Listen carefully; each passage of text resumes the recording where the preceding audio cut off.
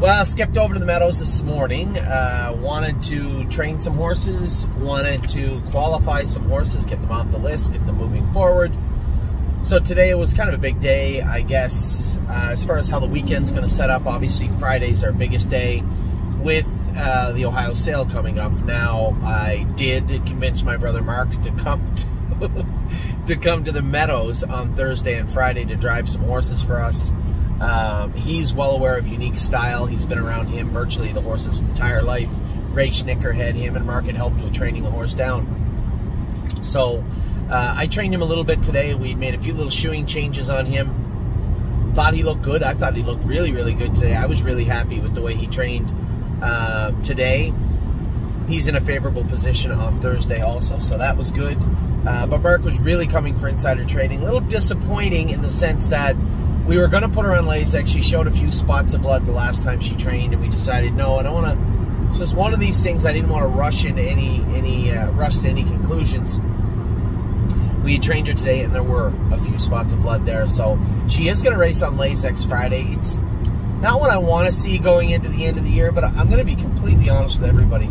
Sometimes in this industry, the more you know, the less you know. And I thought when it came to how our horses were, how we, Lasix in particular, the horses bleed, you put them on Lasix. Well, they told me the Cupid Express was a pretty good bleeder. I thought all this time that the Cupid Express had come forward in such a good way for us because she's back on Lasix. And it was brought to my attention today by one of our clients. I missed it.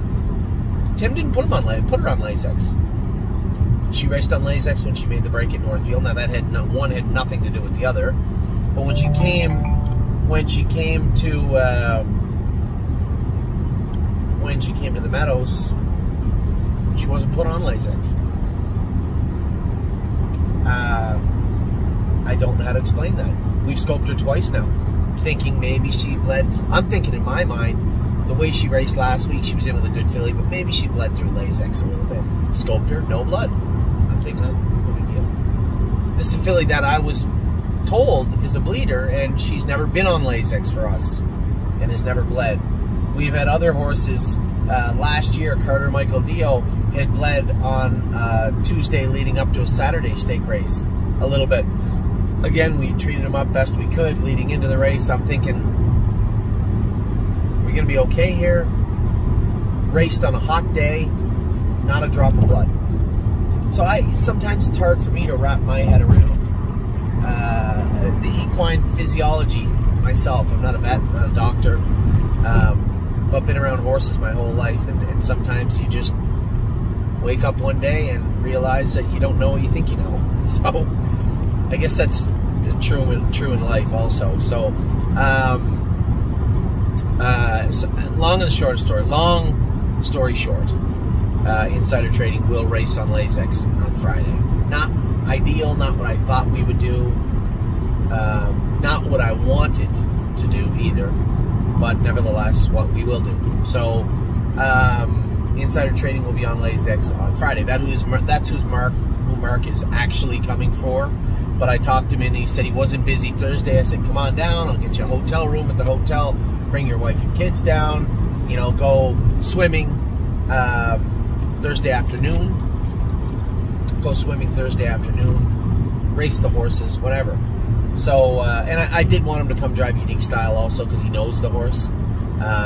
He's going to drive Belisa for us, first start off Lasix again. I do think the Lasix was causing a problem with her, and we did take the hobbles off her also, so Mark's hands will be tested on Thursday and Friday.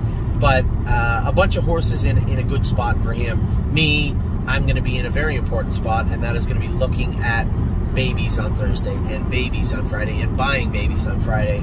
That is going to set our Ohio string up for 2024, so Friday's a very important day for us. Now, let's get back to today. Today I left at 7:15. I came over here. I want to train horses. Trained insider trading. I thought she trained good, but a little bit flat. Now I know why. We'll try and nip that in the bud best we can on Friday. Tim's on top of that. Also trained. I trained 3 horses. Oh, I trained I schooled Memory and Imagination. He was fantastic.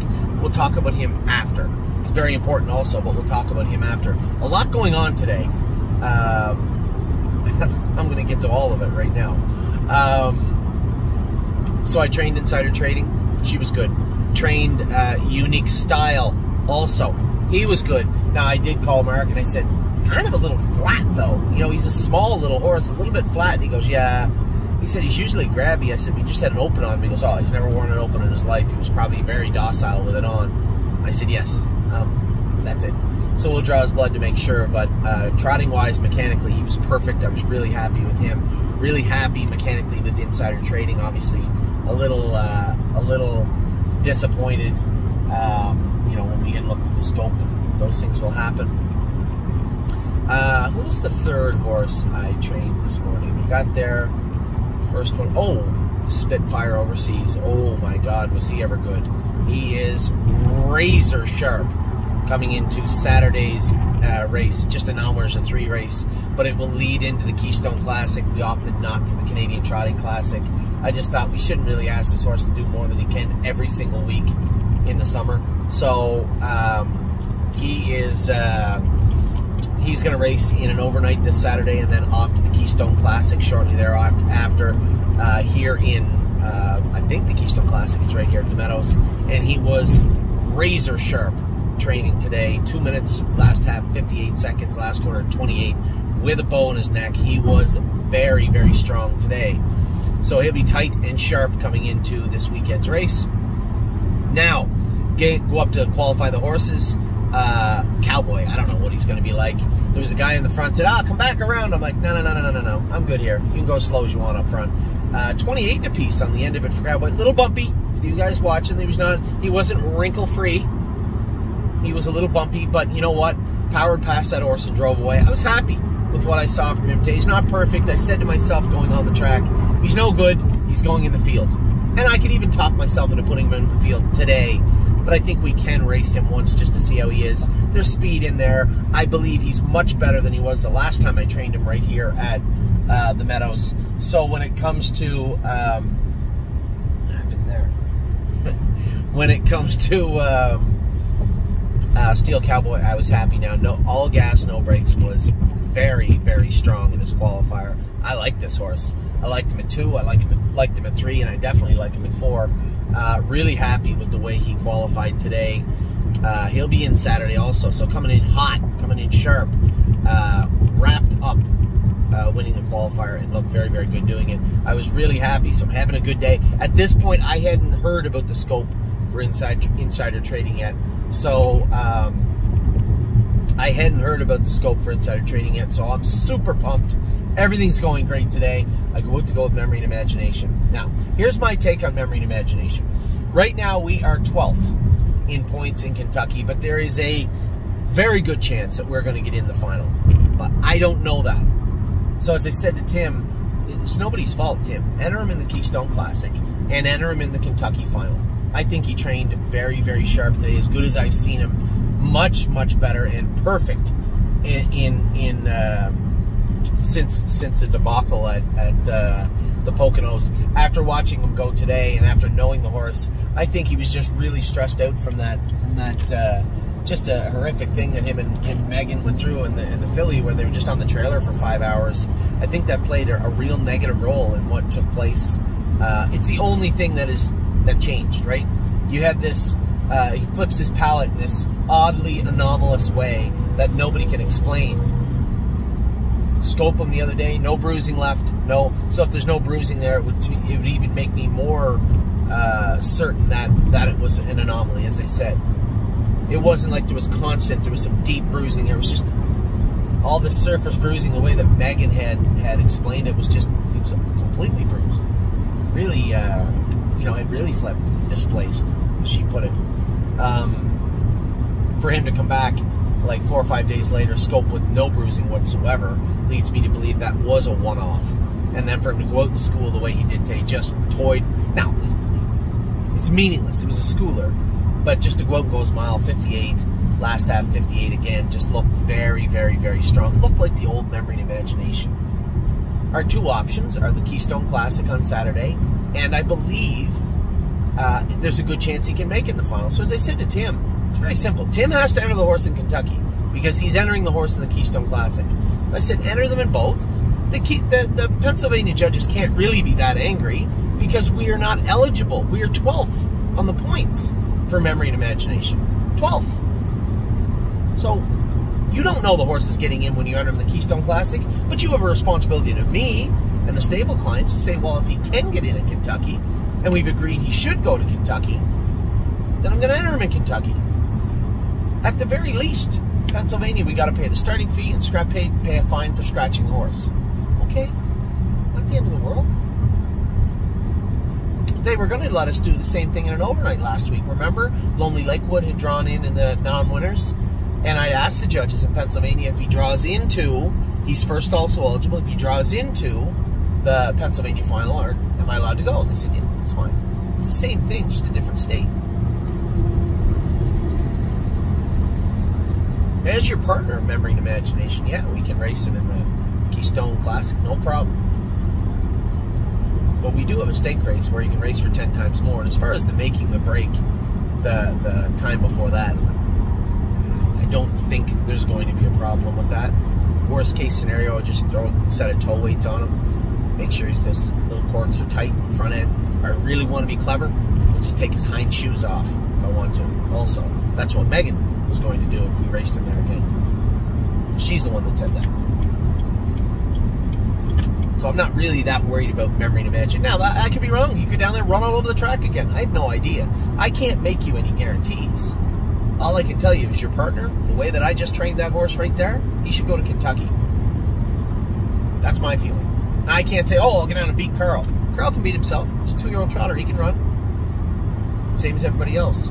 But I don't think outside of Carl, who's already won at 52, and a couple other horses that have followed him, I'm not worried about anybody making memory and imagination look bad. Remember, the day he did race there, he made 2 breaks and trotted in 56.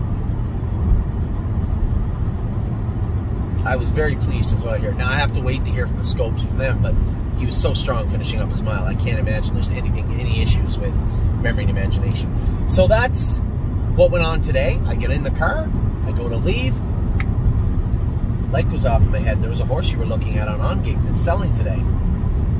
Remember, we're selling all these horses, but I told you we are going to replace them. We're going to sell horses where their paths have narrowed down to 1 or 2, where they're kind of, you know, this is where they can race. And I'm going to try and bring in horses that have multiple paths for us to race them in.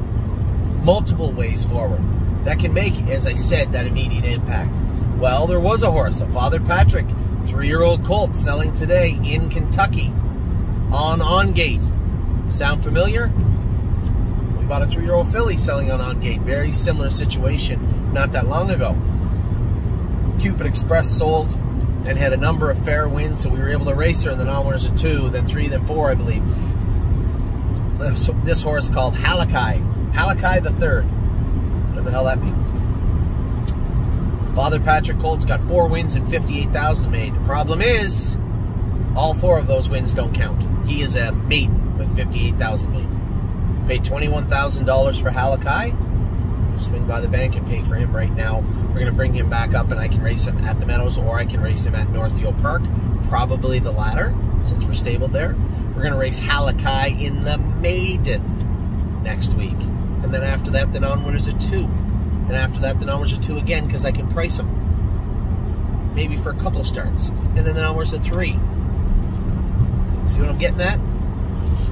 We have lots of options for a horse that has lots of experience. 4 wins and 28 starts, yet he gets to fit in the maiden. Those are the rules.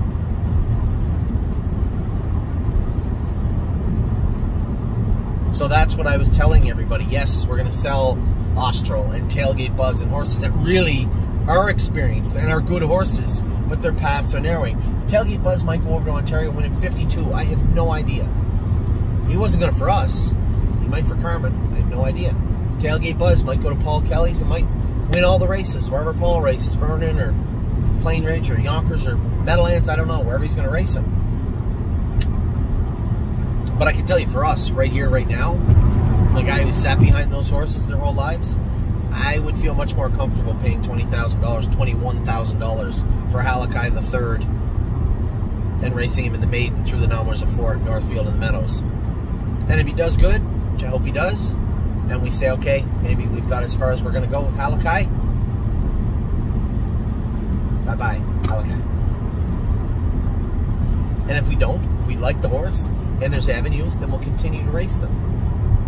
That beginning section, now when there's a 1 to 4, there's spots to be manipulated in Ohio and Pennsylvania. Right?